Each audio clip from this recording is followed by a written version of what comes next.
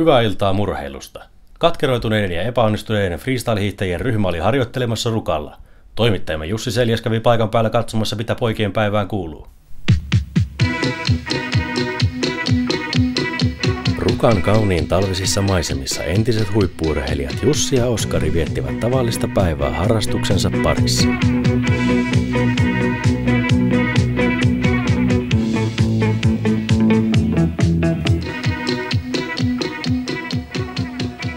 Siellä taustalla nähtiin melkoinen suoritus Olympiatoivo Leinoselta.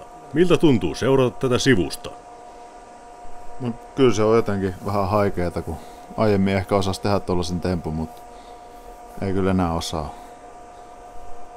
Eikä uskalla. Jussi, nyt kun kansainvälinen huippu-urheiluura on vaihtunut harrasteluun, mistä päiväsi rinteessä koostuu? Joo, no tänään meidän päivä alkoi Oskarin kanssa sille, että me kiivettiin tonne Saaruan kukkulalle etsimään vähän pehmeitä lunta ja jotain sisältöä tähän elämään.